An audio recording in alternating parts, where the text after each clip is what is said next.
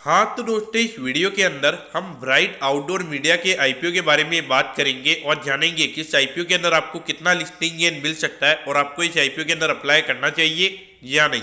चलिए शुरू करते हैं। तो देखिए, सबसे पहले हम ये जानेंगे कि ये कंपनी क्या काम करती है। तो देखिए, जो कंपनी है 2005 में ये कंपनी स्टार्ट हुई थी, यानी कि लगभग अगर आप देखोगे 17 से 18 साल ये कंपनी को स्टार्ट हुए हो चुके हैं। तो देखिए, ये जो कंपनी है, ये कंपनी जो मीडिया सर्विसेज होती है, खास करके अगर आप देखोगे जो डिजिटल मीडिया होती है वो ये कंपनी प्रोवाइड करवाने का काम नहीं करती है। मेनली अगर आप देखोगे, आपने बस के ऊपर जो एडवर्टीजमेंट देखे होंगे, ट्रेन के अंदर जो एडवर्टीजमेंट लगे हुए होते हैं, तो वैसे काइंड ऑफ एडवर्टीजमेंट ये कंपनी प्रोवाइड करवाने का काम करती है। उसके अलावा अगर आप देखोगे तो यहाँ पे जो मोबाइल साइन जो ट्रक्स होते हैं, यानी कि जो ट्रक के ऊपर जो एडवर्टीजमेंट्स होते हैं, फिर उसके अलावा अगर आप देखोगे टोल नाका के वहाँ पे जो एडवर्टीजमेंट्स लगे होते हैं, तो वो ऐसे काइंड ऑफ एडवर्टीजमेंट्स यहाँ पे ये कंपनी प्रोवाइड करवाने का काम करती है। तो कहीं ना कहीं अगर आप देखोगे तो ये वाला मार्केट भी अगर आप देखोगे, तो अगर आप हाईवेज के थ्रू अगर आप ट्रेवल करोगे तो आपको बहुत ज़्यादा एड्स वगैरह दिखेंगे, ऑल ओवर इंडिया आपको एड दिखेंगे। और उसके अलावा अगर आप देखोगे ट्रक्स वगैरह पे काफ़ी ज़्यादा एडवर्टीजमेंट रहते हैं। और खास करके अगर आप पब्लिक बसेस की अगर हम बात करेंगे, मुंबई हो, सूरत हो, तो यहाँ पे अगर आप देखोगे हर बस के बारे में अगर आपको देखोगे तो आपको एडवर्टीजमेंट दिखेंगे। और खास करके अगर आप देखोगे तो मेट्रो ट्रेन के अंदर भी अगर आप देखोगे तो काफ़ी ज़्यादा एडवर्टीजमेंट हमें देखने को मिलते हैं। उसके अलावा अगर हम बात करेंगे तो यहाँ पे मेनली अगर आप देखोगे तो इंश्योरेंस इंडस्ट्री हो, फाइनेंशियल सर्विस प्रोवाइडर्स हो, एंटरटेनमेंट इंडस्ट्री, कंस्ट्रक्शन इंडस्ट्री, तो ये सारी इंडस्ट्री के अंदर यहाँ पे ये कंपनी अपनी सर्विसेज प्रोवाइड करवाती हुई नजर आती है। तो देखिए, कहीं ना कहीं अगर आप देखोगे तो अगर इतनी ज़्यादा इंडस्ट्री में अगर आपका प्रेजेंस हो जाता है, तो कहीं ना कहीं अगर आपको कहीं ना कहीं से कंपनी से अगर कॉन्टैक्ट अगर आपको कम आ रहे हैं, तो वहाँ पे अगर कोई और इंडस्ट्री अगर काफ़ी अच्छे तरीके से चल रही है, तो वहाँ पर अगर आपको लगातार कॉन्टैक्ट आ रहे हैं एडवर्टीजमेंट के, तो वो डेफिनेटली कंपनी के लिए बेनिफिशियल रहता है। लेकिन यहाँ पे कहीं ना कहीं देखा जाए तो कभी कहीं ज़्यादा आता है, कभी कहीं कम होता है। तो ग्रोथ वाइज भी अगर आप देखोगे तो इतनी ज़्यादा ग्रोथ वहाँ पे हमें देखने को नहीं मिलती है।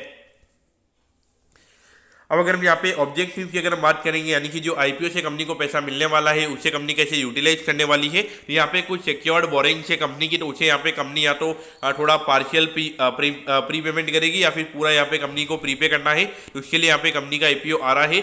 और उसके अलावा अगर हम देखेंगे जो एलईडी की जो होर्डिंग्स है, तो वो यहाँ पे कंपनी को खरीदनी है, तो उसके लिए यहाँ पे कंपनी का आईपीओ आ रहा है। और जो नॉर्मली वर्किंग कैपिटल की जो रिक्वायरमेंट्स है, यानी कि जो डेली टू डेली कैश के रिक्वायरमेंट्स होते हैं, उसके लिए यहाँ पे ये कंपनी का आईपीओ में आता हुआ नजर आ रहा है।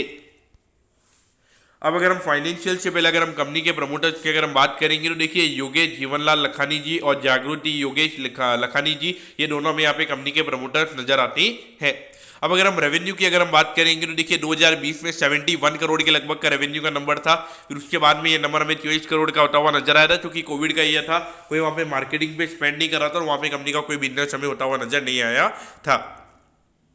अब पिछले साल अगर हम देखेंगे तो 50 करोड़ का रेवेन्यू कंपनी ने किया था। और वहां पर भी अगर आप देखोगे एक क्वार्टर हमने लॉकडाउन देखा था और इसी की वजह से हमें यहाँ पे नंबर्स इतने अच्छे नजर नहीं आते। लेकिन अगर हम अभी 6 महीने की अगर हम बात करेंगे, लगभग 45 करोड़ के रेवेन्यू के नंबर्स हमें कंपनी के नजर आते, क्योंकि इंडिकेशन दे रहा है कि लगभग 90 से 100 करोड़ के लगभग के रेवेन्यू के नंबर हमें यहाँ पे कंपनी के ये फाइनेंशियल ईयर में होते हुए नजर आ सकते हैं।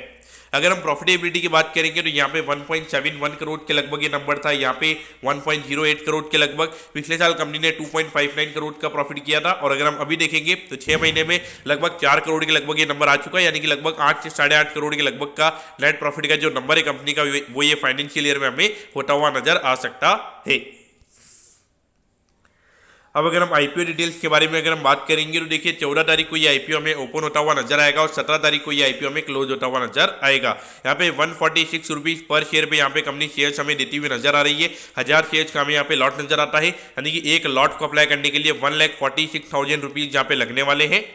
और अगर हम आईपीओ के इशू साइज की अगर हम बात करेंगे, तो 55 करोड़ 48 लाख रुपीज का हमें यहाँ पे आईपीओ नजर आता है। और 50% का हमें यहाँ पे रिटेल कोटा नजर आता है, यानी कि लगभग 27.5 करोड़ के लगभग का रिटेल कोटा हमें यहाँ पे नजर आता है। तो देखिए, मुझे लगता है कि यहाँ पे 500 करोड़ से ज्यादा की डिमांड हमें यहाँ पे ये आईपीओ में रिटेल कोटा में डेफिनेटली देखने को नहीं मिलने वाली है। ये मेरा मुझे यहाँ पे एस्टिमेशन है मेरा। और उसके हिसाब से अगर आप देखोगे तो 15 से 16 टाइम ही मुझे लगता है कि यहाँ पे ये रिटेल कोटा में यहाँ पे मैक्स टू मैक्स हमें सब्सक्राइब होता हुआ नजर आएगा। अगर हम बात करेंगे तो बीएससी के एसएमई प्लेटफॉर्म में ये कंपनी हमें लिस्ट होती हुई नजर आएगी। अब अगर हम टाइम टेबल के बारे में अगर हम बात करेंगे, तो देखिए 22 तारीख को आपको पता चल जाएगा कि आपको अलॉटमेंट मिला है या नहीं। अगर अलॉटमेंट नहीं मिलता है तो 23 तारीख को आपको रिफंड मिल जाएगा और 24 मार्च को आपके डीमैट अकाउंट में शेयर आ जाएंगे अगर अलॉटमेंट मिलता है। और 27 मार्च को ये कंपनी हमें लिस्ट होती हुई नजर आएगी। तो देखिए अगर हम देखेंगे तो आईपीओ का साइज अगर हम देखेंगे काफ़ी बड़ा हमें यहाँ पे नजर आता है। अगर हम वैल्यूएशन की अगर हम बात करेंगे अराउंड 220 करोड़ के मार्केट कैप पे ये कंपनी का आईपीओ में आता हुआ नजर आता है। तो मुझे लगता है कि यहाँ पे अगर लिस्टिंग अगर लिस्टिंग एंड मिलेगा भी तो भी 10 से 15% का लिस्टिंग एंड हमें यहाँ पे मिलता हुआ नजर आएगा।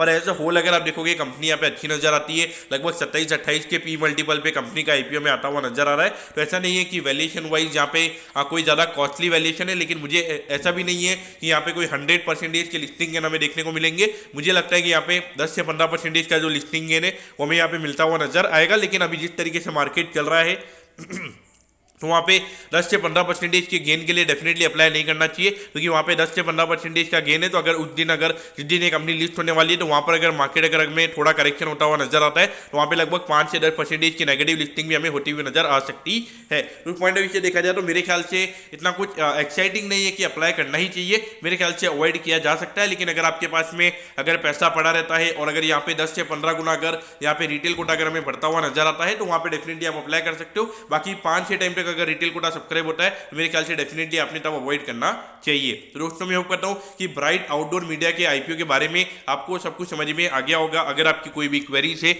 आप कमेंट कीजिए, मैं जरूर आपके कमेंट पर रिप्लाई करूंगा। ओके दोस्तों, thank you, have a nice day.